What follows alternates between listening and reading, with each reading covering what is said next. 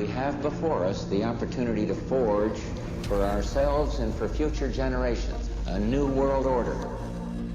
A new world order. Child sex trafficking. The deep state is trying to destroy Donald Trump's presidency. Loose the battle plans of heaven. It's all about control.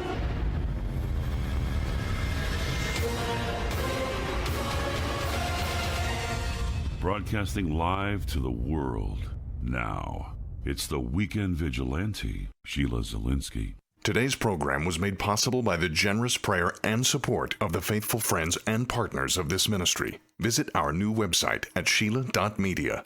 Hello, everyone, and welcome to the Sheila Zilinsky Show for this Wednesday, November 8th, 2017 edition. Thank you for taking the time out of your busy schedule to tune into the program, and I hope you are enjoying the program on our new customized app. That's right, the Weekend Vigilante app is for all smart devices, including Android, iPhone, and do make sure that you do update your app because we've fixed some glitches, and you can now multitask, which is a feature that we heard back from you that you wanted, so we're really glad to incorporate that.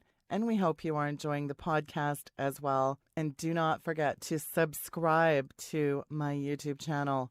Well, today I'm really excited to bring on my guest because I've wanted to have him on for a while. Everyone knows that I'm very passionate about the green agenda. I wrote the book, Green Gospel, How Environmentalism is Really Becoming a New Religion. And it is such a pleasure for me to have on this guest today. It is Dr. Patrick Moore. He has been a leader in the international environmental field for over 40 years. He is a co-founder of Greenpeace, president and director of Greenpeace International. That's right, the leader of many of those Greenpeace cringe-worthy campaigns, Save the Whales, Save the Seals. Why did he leave Greenpeace in 1986? Because of his huge concern at the anti-science and extreme political policies it was adopting. But nevertheless, he of course remains passionately concerned about the environment. But I say he's the sensible environmentalist, which of course makes him a most controversial figure as the current Greenpeace policies. They're not even remotely aligned with his sensible view. I absolutely love his book, Confessions of a Greenpeace Dropout. It is such a pleasure for me to finally have this articulate and knowledgeable guest on the show today. Dr. Patrick Moore, welcome to the show. The first time that you've been on the program, hopefully one and more. Welcome, sir. Thank you, Sheila. Nice to be with you. Well, of course, very timely that as we're doing this interview, the world's nations are meeting for the 23rd Annual Conference of the Parties, COP, under the United Nations Framework Convention on Climate. The United Nations hopes to, get this, create an operating manual for implementing the Paris Agreement on climate change with, of course, talks in the next 2 weeks in Bonn. There you go. Just what we need, an operating manual to go with the climate dictatorship that's proposed by Jorgen Randers. That's right. I just said a climate dictatorship. Jorgen Randers, a Norwegian professor of climate strategy, whose, by the way, claim to fame is he's the co-author of 1972 frightening sci-fi Limits to Growth, which scared a generation to believe we would run out of all the resources and kill humanity with suffocating air pollution. He proposes a climate dictatorship to solve global warming. But you know what's even more staggering about his argument is that the Swedish newspaper doesn't clearly mark the viewpoint as extreme. Instead, they have their political analysts muse about whether a climate dictatorship is really necessary and ending up at the conclusion of, well, yeah, possibly. And as if that wasn't shocking enough, what does Governor Moonbeam Jerry Brown say? And I quote, "The world needs brainwashing on climate change." That's right. He said verbatim at the highest circles, people still don't get it. It's not just a light rinse that's required. We need a total brainwashing. Al Gore, hey, never mind about those cooling trends. It's like our friend Richard Lindzen says, believing CO2 controls the temperature is like believing in the tooth fairy. Where do you start with all this circus ridiculous? Well, it's amazing that they've gotten away with creating another scare story, in this case about CO2, because it's true that from about 1945 to 1975, there was a cooling period. It's true that many scientists were noticing this and warning of a coming cold period. But there are two cycles in the modern era, that is, say in the last 10,000 years. There's a 1,000-year cycle of warming and cooling, and if you go back just 3,000 years, there's the Minoan warm period, then 2,000 years, the Roman warm period, 1,000 years, the medieval warm period, and today the modern warm period. And in between each warm period, of course, there's been a cool period. The last one was called a Little Ice Age, because it was even more severe than the ones previously in between the other warm periods. And indeed, our modern warm period is not as warm as the Roman or Minoan warm periods. We know that for sure. So there's been a general cooling trend in the warm periods over the last 4,000 or 5,000 years. Then there's a 60-year cycle. Now, we don't have that accurately for back in those thousands of years because it's too fine a detail. But now we know in the last couple hundred years of this 60-year cycle, which is a warming and cooling cycle. Right now, we're in a kind of flatlining stage. Between 1970 and the year 2000, there was a warming. Between the year 1940 and 1980 or so, there was a cooling. So these are the cycles that are going on. And a lot of people believe they have to do with the sun and our location in the galaxy, which is very interesting because, as you may know, the galaxy has arms, like there's sort of spirals that go out. Yeah. Our sun is passing through these arms and then going into a space that doesn't have as much in it, and then through another arm. So the cycles upon cycles upon cycles is what it really is. And on top of that, there's a great wallop of chaos involved in the whole thing. And so anybody who says that it's basic physics or something like that is talking through their hat.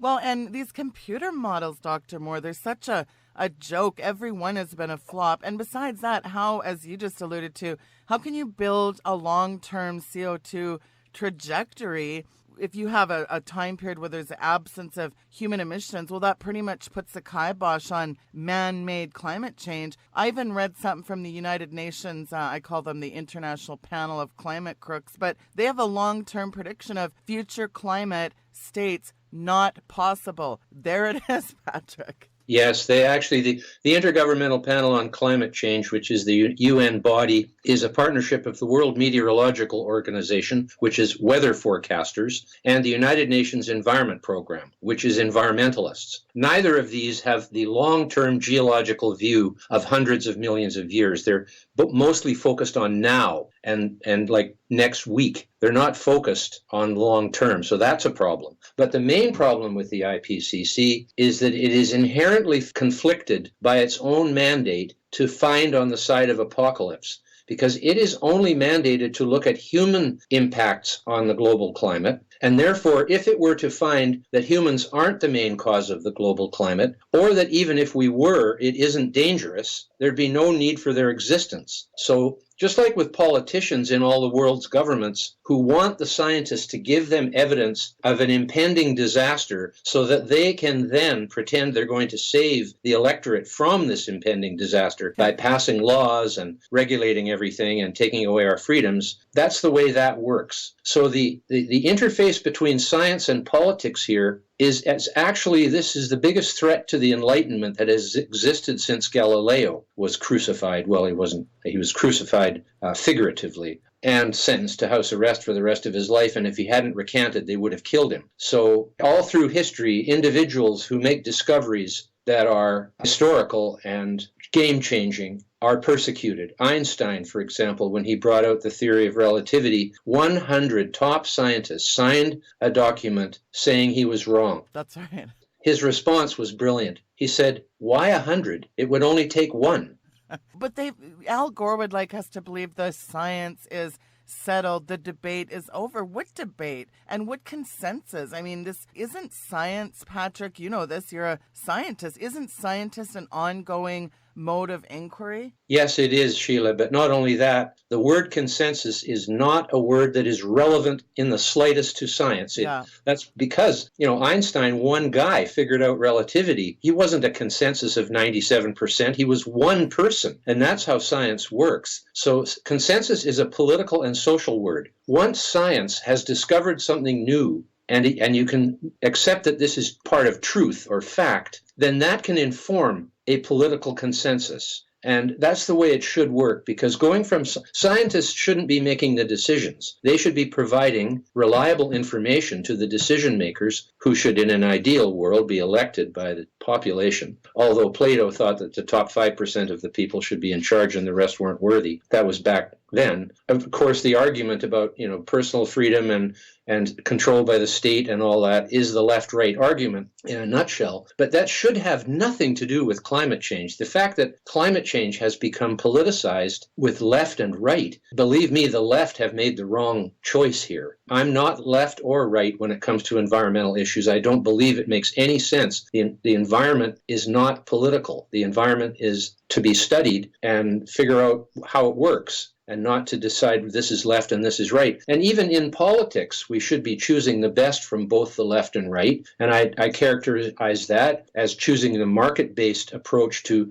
distributing goods and wealth in the most efficient manner. And I say that you take from the left the necessary regulatory approach to make sure that people aren't abusing each other or lying in advertising and that sort of thing. So there's no need to couch this in a left-right manner, but that's just what's happened, and it's very unfortunate. But I know the left will lose on the bet that they've made on CO2 being the control knob of the Earth's climate. It's like almost childish to say such a thing, because you go back in the historical record, the best knowledge we have of CO2 and temperature, they're hardly even correlated ever, never mind in an obvious lockstep cause-effect relationship. Shark attacks and ice cream consumption are far more correlated than temperature and CO2 in a historical sense. And the lesson there is that correlation does not imply causation, but if there's no correlation, there's no causation. That's right. And that is the case with CO2 and temperature going back. All they have to cling to is the fact that we're in the 60-year cycle where it's warming right now, and CO2 is increasing. So they have a correlation at the present time. But that's the shark attack ice cream consumption comparison. Obviously, shark attacks don't cause ice cream consumption, and ice cream consumption doesn't cause shark attacks, but they are perfectly correlated. They follow each other like up and down together perfectly. That is because they are both caused by a common third factor, which is warm summer temperatures, where people go swimming and get bit by sharks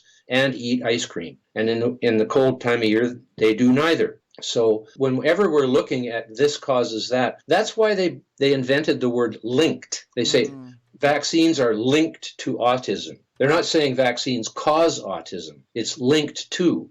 So linked to is a trick word that is used by campaigners to make you think that there's a causal relationship there when they are, if you look up autism linked, you will find that autism is linked to about 25 things. In the same way, you will find that climate change is linked to about 3,000 things. It's actually, I was talking to Jackie Daly earlier this morning, who has a radio show, and she actually said, okay, I'll just, out of fun, I'll Google climate change, erectile dysfunction. She actually found that there was a link. Yeah, and shorter lizards too, and they're getting smaller because of climate change, and the quality of French wines is declining due to climate change, and it just goes on and on and on and on, and it's all a bunch of hogwash. And the climate is changing, and changing climates do affect things like rainfall and agricultural productivity and the state of civilization. There's no doubt about that, but we're not doing it. It's happening because of natural factors. And that's why I joined a group in Washington a couple of years ago and helped create the CO2 Coalition, which is a group of scientists like Richard Lindzen and William Happer, top-level physicists and people like this who can actually read those formulas that are about 2 feet long. And then there's a whole bunch of ex-NASA people. These are astronauts and space architects, like designed the International Space Station. That takes a fair amount of expertise. And these are people who, while they were in NASA, which gets over $1 billion or did at least up until President Trump, for climate research, you're not allowed to be a skeptic on climate change in NASA. It's verboten. As soon as you leave, though, you can speak your mind. And there's this group called the Right Climate Stuff, which are all ex-NASA people who are a group of skeptics because they were skeptics while they were in there, too. I know it's a bunch of hogwash. It's basically has gone from, when it was first brought up, it seemed like a possibly plausible hypothesis that CO2 going, because there's been a knowledge of greenhouse gases through the history of physics. So it seemed plausible. But after 35 years of nothing turning out the way they predicted, Al Gore said the ice would be gone in the Arctic by now, and it's actually growing again from 2007. So there's been 10 years of increasing ice now. Yeah. And there's still all these guys coming out saying the ice is vanishing, when actually, and the ice cap on Greenland has been growing for a couple of years now too. That another indication that we're going into the 30-year part of the 60-year cycle, where this is the cooling part. Now, in terms of the 1,000-year cycle, we're only about 200 or 300 years into the warming. So there could be another 200 years where there is actual net warming with the 60-year cycles going up and down, but the general trend going up maybe another degree or two, as it did in the Roman warm period and the medieval warm period. And they act as though this is like so out of the ordinary that it's an apocalypse. And so I tweet all the time, tell me of a single factor in climate or weather today or recently that is anywhere near out of line with the last 10,000 years in this interglacial period. Coming out of the last glaciation period was climate change. We went from half of North America being covered in a sheet of ice, where all of Canada was uninhabitable, to today, where still a great deal of it is uninhabitable just because it's too cold, but it's not covered in a sheet of ice like it was back then, where nothing would grow, not even a shrub. Like, they act as though the ice today is really important for the Earth to have ice. Ice is the enemy of life. Yeah. Nothing grows on it. And as soon as the ice melts, an ecosystem returns with plants and birds. So there's nothing good about ice, except for skiing. I like it for that, and I was a skier, and therefore I don't hope that it all goes away anytime soon. But it wouldn't be bad for life if the ice went away. And we are in an unusual period in the Earth's history right now, in that we're in an ice age, and everybody says it's too hot. It's just such a disaster for history, for science, for geology, that they have been able to foist this fraud with "Emperor has no clothes" written all over it on so many people. And in my book, which is called Confessions of a Greenpeace Dropout, it's on Amazon as Kindle or print. So you can get it for $8 if you want. It's 400 pages with over 400 references, and it covers the whole history of Greenpeace while I was in it for 15 years. And then the last half is my vision for how we should be dealing with these issues of toxicology and chemistry and biology and pollution and climate and energy and all the issues that face us today. But what I say is the problem we have here is a powerful convergence of interests among 5 key elites in our society that benefit from the narrative of climate change disaster. And that's, of course, the Greens, who raise money on it, the media, who then sensationalize it to get advertising revenue,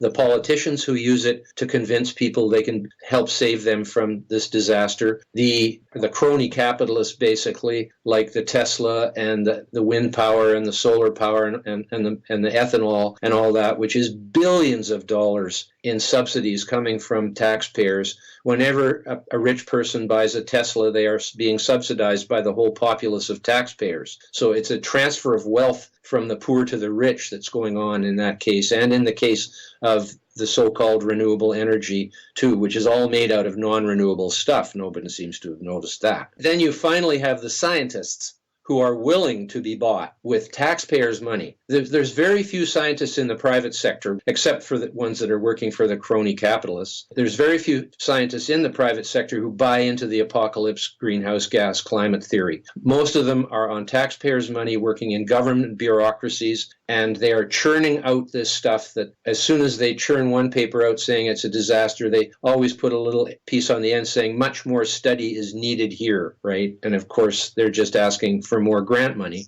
And it just goes on and on and on. So those 5 elites are a very powerful segment of society. They are the most powerful people in terms of communications and power and politics, etc. So they've got a grip on this story, and that's what fake news is all about. Fake news. Well, and the stunning part is not just the green levy, the big green subsidies, the green grants, all the money involved, but there's another very sinister part of this. You just saw a couple days ago Prince William arguing for urgent depopulation efforts in Africa. According to the Telegraph, he said that, we're going to have to work much harder and think much deeper if we're going to ensure that human beings and other species of animal can coexist. In 2006, Prince William's father warned that the people of Earth only had 96 months to save the planet before irretrievable climate and ecosystem collapse and all that goes with that. Remember, his grandpa is famously quoted as, if I were reincarnated, I would wish to return to the Earth as a killer virus to lower human population levels. And it's probably not one of the most pressing issues in American politics today, but population control and eugenics has unfortunately been embedded in our society for decades, thanks primarily to the progressive left. I've read these books by the Paul Ehrlichs in Population Bomb, Al Gore's Earth in the Balance. All these unscrupulous charlatans have one thing in common. They all demonize CO2 because, after all, us CO2 emitting plebs that we are, why not just depopulate? Because they have demonized that designer pollutant, that deadly pollutant, CO2. But what people don't understand is CO2 is the building block of life. Yep, that's what they don't get. They've been actually brainwashed into thinking that CO2 is a pollutant, and the Environmental Protection Agency in the U.S. adopted that as a regulation, even though they're scientists. So these people are willing to sell their souls, basically. What scientist doesn't know that carbon dioxide is the main food for plants and the source of carbon for all life on Earth, and what plants make sugar out of, which is the source of energy for all life on Earth? I go back to when I was a PhD student in ecology. I almost ended up at Washington University in St. Louis, but it was the height of the Vietnam War. I went down there and I just turned my tail and came back to my Schreier in Vancouver like the Hobbit. But the holy grail for me at that point in my life was photosynthesis. I had discovered and understood it and realized that it was the basis for virtually the entire food chain and the web of life, and that it was what was running this whole thing was plants turning water and carbon dioxide into sugars and giving us the basis for the carbon in all of our flesh and blood, and also for the energy that's used to keep us alive. So what could be more important than that? The fact is, CO2 has been declining in the global atmosphere for the last 150 years, from about 2,500 ppm during the last glaciation down to 180 ppm, which is only 30 ppm higher than when plants start to have a mass die-off due to lack of CO2. It just amazes me that they could even live at 400 like it is now. I mean, that's 0.04% of the air, and plants are able to find a way to get enough of that stuff in them to grow into great big trees. And so it's a miracle, because we can't do photosynthesis. We don't know how to replicate that. The only way we can make photosynthesis is take a seed from a plant and plant it. And then that grows into a photosynthetic organism. But all we can make is solar panels, which are full of gallium arsenide and aluminum and all kinds of other things that aren't, that are heavy energy users. It takes on average 9 years, even on a good site, to get the energy out of a solar panel that was used to manufacture the thing in the first place. Spain gave it up because it was bankrupting the country. Yeah. Poland won't do it, but they're all having to pay lip service to it. And the Chinese are doing it mainly in order, because they make most of the solar panels, so they get their own panels free by adding 10% to the price of ours. Yeah. And so they want to look good. And they want to embarrass the United States into bankrupting itself. Again, that's another thing that Donald Trump understands, is the way the Chinese are manipulating this whole Paris thing. And Greenpeace and Bloomberg conspire to tell people that China is cutting its use of coal. Right. Nothing could be further from the truth. There's 1,600 new coal plants either being built or in the planning around the world, and none of them are in North America. They're all in Asia and Africa, and quite a few in Europe, as a matter of fact. So we on this side, with our goody two-shoes attitude, have been duped into thinking that everyone else is going to be going along with this while we sink ourselves. And the contrast between Justin Trudeau and Donald Trump is like total night and day. You've got a naive pretty boy on one side, and you've got a hard-nosed capitalist on the other side who understands the geopolitical situation here and how the United States was being basically taken to the cleaners in this Paris Agreement, that they were supposed to pay for all the rest of the world to put in alternative energy and things like that. And I'm glad that someone at least is standing up to this bullying, because a lot of it is just plain bullying. Yeah, it's bullying, but it's also wrong facts. And look at all their predictions that never come true. 1988, we only have 10 years left to save the planet. What did we hear in 2000? We only have 10 years left to save the planet. 2006, we only have 10 years left to save the planet. What did we just hear again this year, Patrick? We only have 10 years left to save the planet. All these guys like Bill Nye, the end is nigh guy, as I call him, or Al Gore predictions. It never stops with those guys. But even in one actual Bill Maher video I was just looking at last week, he's mindlessly rambling off this barrage of totally unsubstantiated and nonsensical alarmist claims of, ocean life faces mass extinction. He said it about 8 times. But he claims that out of like 10,000 peer-reviewed articles, there was only 2 that rejected the claim of man-made climate change. I mean, these guys just repeat this propaganda rhetoric over and over, bouncing it around in the echo chamber, just to the point of nauseam. Yeah, it's really unfortunate. I mean, the fact is ocean acidification is a complete fabrication in itself in the beginning. It's been proven in many papers that marine life grows faster with more CO2. Of course it does. That's what they eat. It's more food for them, for especially the phytoplankton, which are the plants of the sea, the coccolithophores and others, and the kelps. They will grow faster if they have more CO2, not slower. It won't kill them. It's what they eat.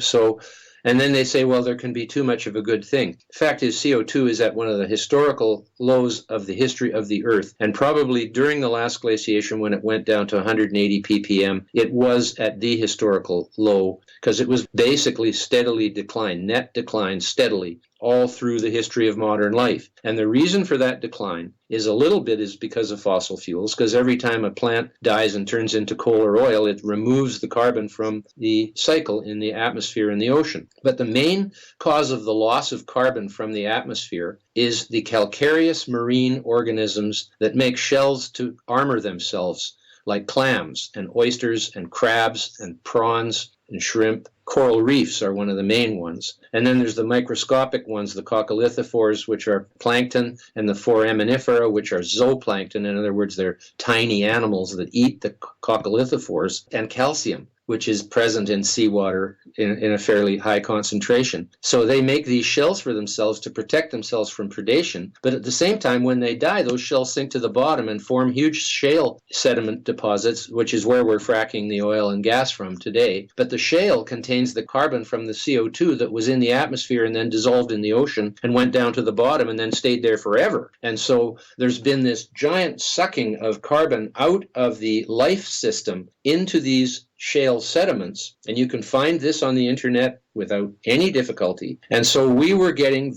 the carbon cycle was not in a balance. It was constantly declining. And we actually, inadvertently, through figuring out how to burn fossil fuels, are helping restore a balance to the global carbon cycle. And that is my primary thesis, along with the fact that it is greening the Earth. And that's because we're putting it back in the atmosphere at levels that are more conducive to vegetation growth than 280, which is what it was at when we started burning fossil fuels. It's now 400. We did that. We are responsible for salvation, not apocalypse. And so the narrative has to be turned on its head, and the CO2 Coalition is doing its best to do that. Yes, and kudos to this coalition. That's really important to really combat all the, as you said, the fake news, the fake narrative, the propaganda, that spins all this. It tells us, sea levels are rising 20 feet by next week. Every other week we hear about the rising sea levels, Patrick. Address that, please.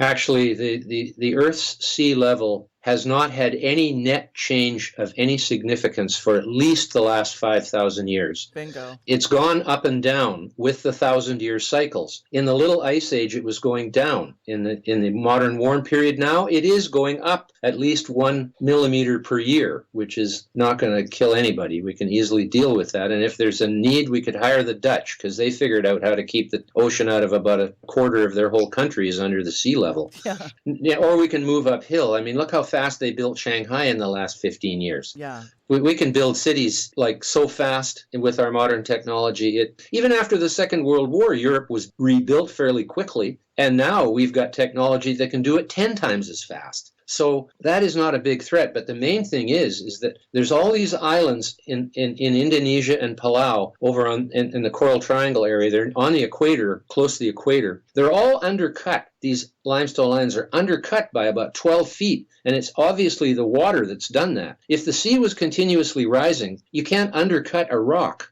It wouldn't be at the same level long enough to do that. So it is my hypothesis, supported by many others, including Nils Axel Morner, who is in Stockholm and is the world's expert on sea level and has a whole institute dedicated to it. He knows that the government agencies are exaggerating and manipulating the data to make it seem as though the sea is rising quickly, when he's using tide gauges to determine the sea level rise. They're using satellite altimetry, which is easy to fudge with, because you're not actually making a direct measure of the height of the water at a particular point. By about 7,000 years ago, the big glaciers had all melted, and the Earth went into these 1,000-year cycles of cooling and warming, which net-wise don't make that much difference to the sea level, because they go up and down, up and down, up and down, but the average remains fairly close to the same. Bingo, and you won't hear that on CNN or MSLSD or any of these clown news outfits, because all we're getting is a steady diet of it's the hottest year on record. Yeah, well, they sold a story of eternal warming, right? It was just going to keep getting warming for the next 8 million years or something, and soon all life would die. That is their basic story. They never maybe say it quite that starkly, but that's what you can infer from what they're saying. They're saying it will just, that the more CO2 we put in the atmosphere, it will just keep getting warmer forever, and that's ridiculous. It's never kept getting warmer forever. It always gets warmer and then cooler and then warmer and then cooler. And there's been so much larger changes and swings in Earth's climate from even just a temperature point of view through the ages that what's happening now is nothing. And it's all natural. Less than 1 degree Celsius, 1.8 degrees Fahrenheit in the last 100 years. And they act as though that's the fastest increase in temperature in the history of the Earth. Balderdash. Well, it is balderdash, but you're not allowed to say that. All these hucksters want, take Bill Nye. He's a good example. David Suzuki, other people. They're open to criminal charges and jail time for climate change dissenters. Even in the wake of Harvey, there was huge headlines. Climate change denial should be a crime. Even at the New American, in the wake of Hurricane Harvey and Irma, this one left-wing magazine, The Nation, published an article written by Mark Hertzgaard on September 7th, linking climate change skepticism with actual murder. He says climate denialism is literally killing us. Hey, murder is murder, and we should punish it as such. I mean, that is absolutely shocking. Yeah, it's really unfortunate. I mean, why do they call me a climate change denier when, first off, I don't deny climate change. I'm only really skeptical of catastrophic human-caused climate change. If someone said to me, have humans played any role whatsoever in the weather and the climate on this Earth, I'd say, of course they have. They've cleared vast areas of forest and planted different things there, and put more stuff into the sky during certain periods. But the point is that the environment is always changing. The changes that are going on in the present era are minor compared to changes which have gone on in the past, and we're not doing it. It's just that we're in a fairly nice, benign interglacial period here now, where at least a large percentage of the Earth is habitable and will grow food for us. Whereas during the last glaciation, this planet could not have supported the population it has today, especially because the CO2 went down so low, because the oceans becoming colder absorbed more of the CO2 from the atmosphere.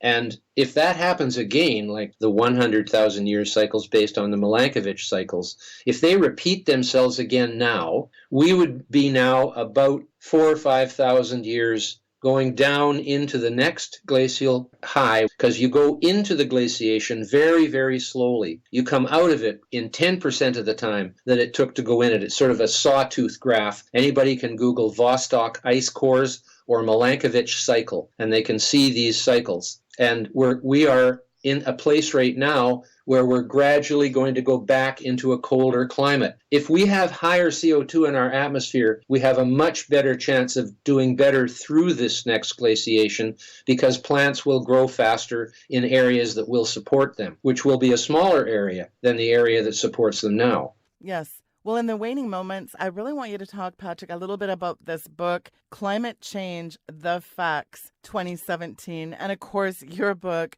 I love this, Confessions of a Greenpeace Dropout, and also The Coalition. Tell folks more about that. Well, The Facts, Climate Change 2017 is a really good book with a collection of very good authors who are knowledgeable. My book, Confessions of a Greenpeace Dropout, gives you a sweeping view of the history of the environmental movement and all the issues involved in it. The website co2coalition.org is our coalition to promote the benefits and understanding of the benefits of CO2 to human civilization and the environment. So that's a good place to go. That should get you started. And if you Google me, you will find all my writings and videos on YouTube and all that stuff. And there's a lot there. Awesome. Well, thank you so much, Patrick. I'm just such a really big fan of your work. I'm such a big fan of this book. And I really do encourage people to go to the coalition, find out. I think that's just so important to understand what's really going on here. I have those links posted, and I do hope that you come and visit us again. Thank you, sir. Thank you very much, Sheila. Anytime. Thank you, Patrick. Folks, the book is Confessions of a Greenpeace Dropout, The Making of a Sensible Environmentalist. Gee, what's that? Really good book. And do bookmark co2coalition.org. All that information is linked in the description and, of course, on the bio in the archive. So do check out all that information and reach out to Patrick and let him know you heard him on the program. And of course, if you are new, do not forget to pick up a copy of Green Gospel, my book. You can find it over there at greengospel.ca, and you can check out some of the reviews. Even on Amazon, it is available on Kindle as well. So make sure you bookmark greengospel.ca. Well, we have a fantastic rest of the week. Augusto Perez joins me Thursday and Friday, a special guest who has not been on the show, and trust me, you're going to want to listen to it. Thank you so much for taking the time to tune into the program today. We'll see you again soon. Good night, and God bless.